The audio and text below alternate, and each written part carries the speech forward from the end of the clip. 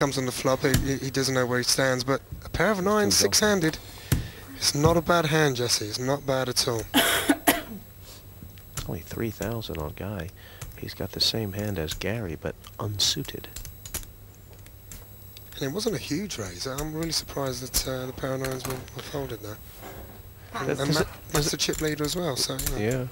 Does it have anything to do with that Linda's the woman, that they tend to think that women don't bluff, and they want to see what Linda's playing with before they take her on? Oh, there you go, you see. Look, why didn't he just call a few thousand, see the flop, see where he stood?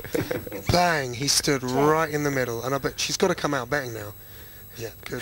Matt Lombardo looks sick as a dog. She's coming out betting, which she should. She's firing the first bullet with her ace-king. And she'll take the pot there and then. But, you know, Matt must be thinking, oh, she's betting into it. And I had the nuts on the flop. I could not have been beaten. I could have slow played my trips and taken more money out of her. Oh.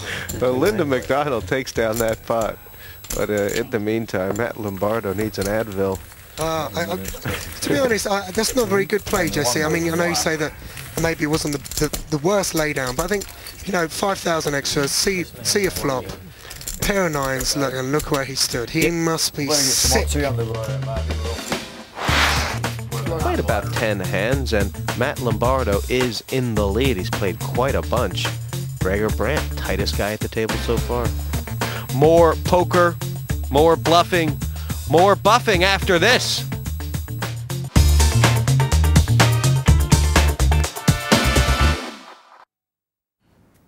No one to play with? There's always PartyPoker.com.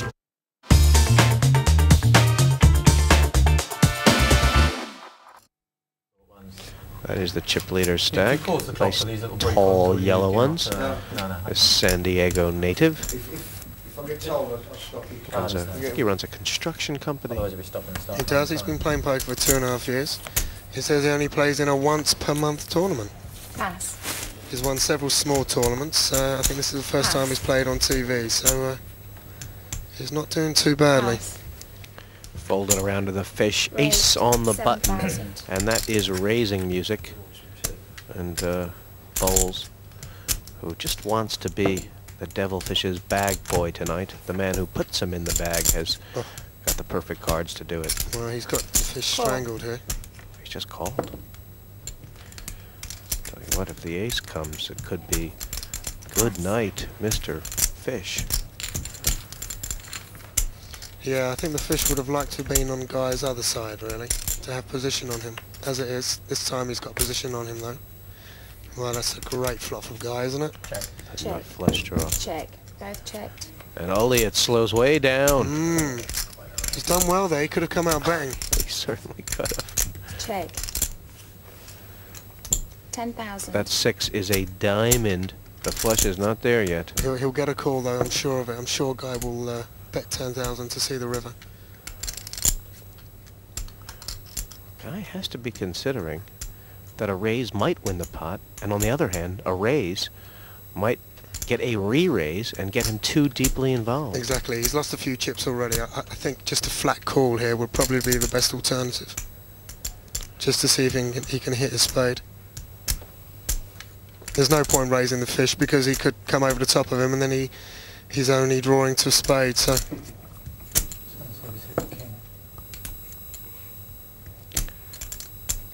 Calculator, well known for his ability to compute the math, and even though he's a 95% favorite, he must know that if his ace is not good, he needs a spade, which he's about 4-1 against to draw. Does he have pot odds? Well, if a spade doesn't come down, he doesn't hit his ace or jack, and he's bound to check. I think the fish will bet out and take the pot. I'm pretty sure. He's got a call, yeah. Call. He has done. A spade would give Bowles the nuts. That's what he's hoping for. Does he know he has the best hand anyway? Oh, he's hit it, and the fish knows he's hit it. He knows the Guy's hit it. He will check this. There's no way he's going to bet. It's because he knows that Guy is thinking, right, do I put my money in to try and hit a spade? He'll just check this, the fish, and take it down. He can't make a move. There's no way. He'd love to... No. Oh, he's reaching for his chips. Oh, guys. Oh, Dave, what are you doing? What are you doing, Dave? I know we can see the cards, Jesse, but 20,000. oh, that's music to guys' ears, isn't it? Just in case you hit the 6. Someone's betting into him and he's got the nuts.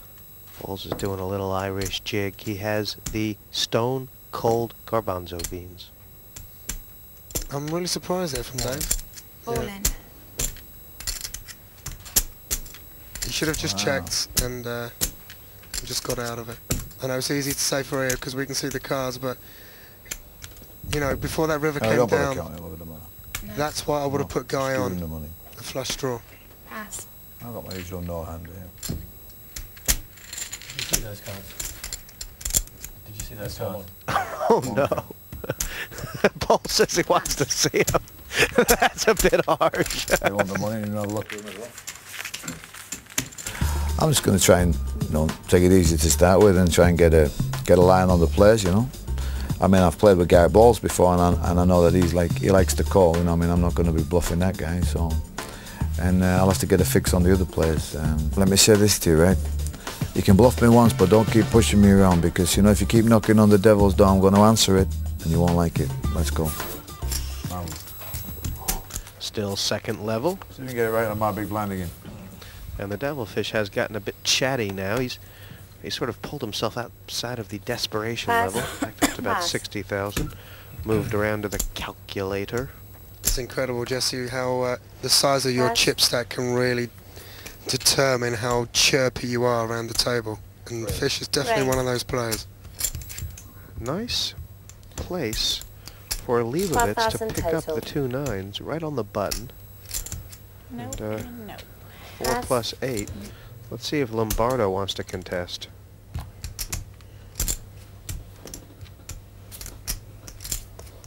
Not with that.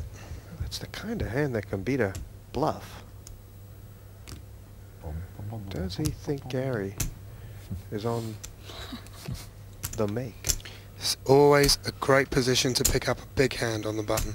Especially if the big blind thinks you're on the make. Well, if he tries a re-raise here, Leibovitz is just going to come over the top again, Oh, isn't he? most definitely. Yeah, don't be Call. trying to stick his blind. He's coming. He has Just just called. Lombardo says this blind not for sale. Not as long as I got chips.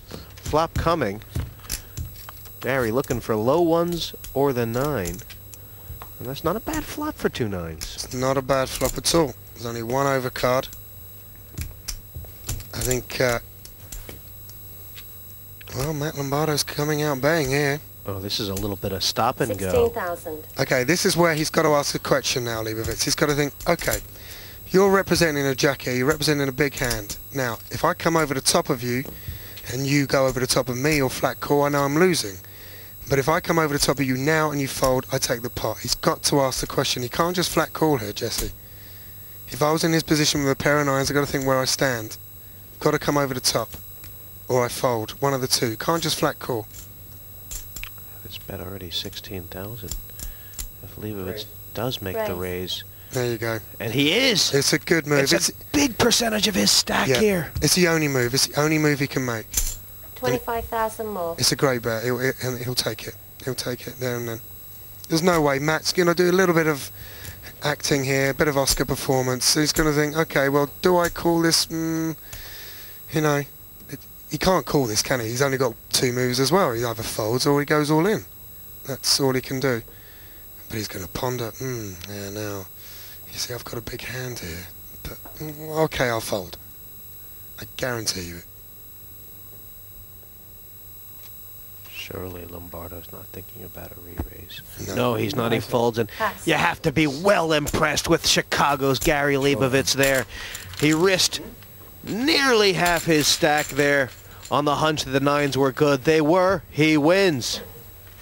Well played, Gary. Well played. It's exactly how I would have played it. Even if I didn't see my opponent's cards, that's the only move I could have made. I either fold or I come over the top. Tomorrow, Matty. That's the first time we've seen someone actually come over the top and re-raise. That's good play from Gary. Tomorrow you might want to get in here a bit earlier and put the eaters on about 2 hours before. A little early. Yeah. Matt Lombardo might have learned a little bit to file away in his